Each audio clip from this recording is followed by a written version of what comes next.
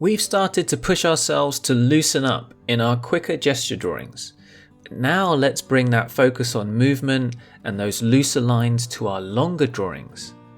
Hi, my name's Kenzo and this is Love Life Drawing.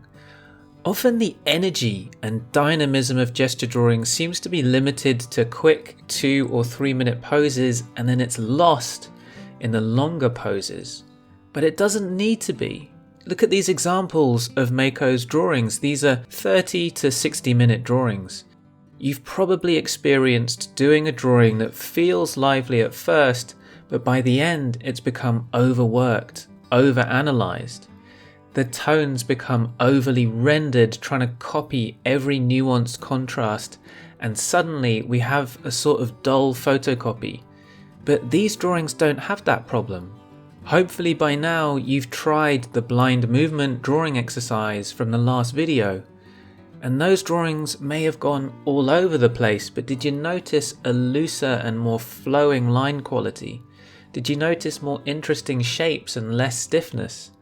Longer poses mean we can add more accuracy and more detail, but we also want to keep some of that energy too. And a good way to approach this in the beginning is by building up layers in the drawing. Okay, so we've got time, and before we even start drawing, let's just take a moment. Observe the pose. What's most interesting about it? We can imagine ourselves doing the pose like we talked about in the last video to get a better sense of where the weight is, where there's tension, where there's relaxation. And now you can squint at the pose, simplify the light and dark into some big, simple shapes. Our first layer can be very loose movement lines, just like we learned about in our beginner figure drawing course. We're looking for those few lines that capture the essence of the pose.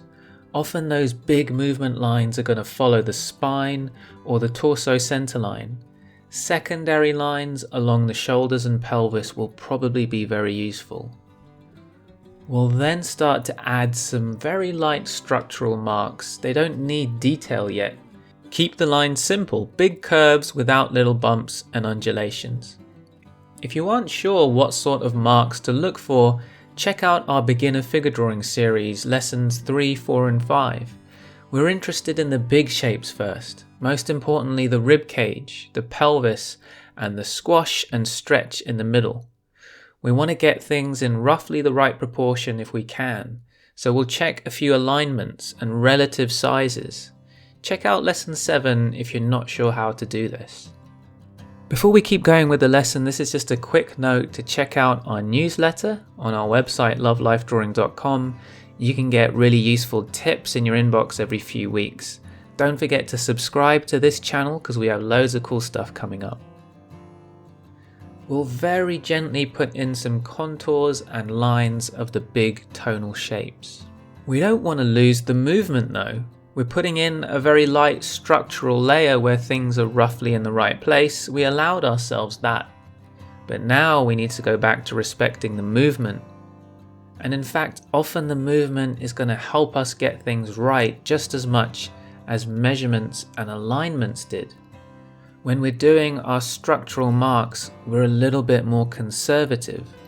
Things get straightened out, relationships between elements become less flowing or lose their tension, or their angles become less pronounced. So we're going to go back to a bolder movement approach to bring all of that back. Because that's not just going to add to the energy of the drawing, but it's going to make everything better, the proportions, everything. And again, we have time, so we could take a step back and look for what in the drawing needs to be fixed. Our eye is going to let us know if something's off, and then we can use measurements or alignments to investigate those things further if we need to. Sometimes people use a mirror or take a picture with their phone to see the drawing from a fresh perspective and see those wonky bits more clearly. And we're also going to start to firm up our contours and tonal shapes. We're still simplifying them a lot, but we're adding in a little bit of nuance where it's needed. And we're going to continue to go back and forth, bold and expressive movement, and then rein things in with some structural considerations, and then break through that stiffness and rigidity with movement again, and so on until we feel the drawings come together, or until the time's running out.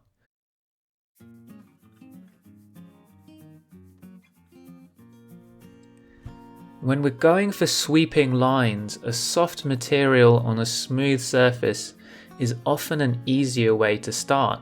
We also want to be able to build layers without making too much of a mess. So it's good to have a material where the earlier layers can either be removed or covered up without ruining the drawing. Willow charcoal is good because it can be smudged and removed easily. Soft pastel is good because it's so opaque and has so much covering power that the additional layers of bold hatching dominate the layers underneath. And even oil paint isn't bad for that because it has that opaque covering power. Watercolors, on the other hand, are a little bit trickier because they're transparent. The previous layers are going to show through and they can make a mess. So you might need a better sense of the painting's composition and where you're going to apply paint and what you're going to leave white and that kind of thing, rather than just building up layers and feeling as you go. And similarly, pen and ink are tricky too in terms of building up layers. Whatever material you try out for this, keep in mind that any new material is going to be a struggle for the first few weeks of using it. Our final layer will be a more sort of structural one. We're going to bring the drawing down to earth, give it some solidity.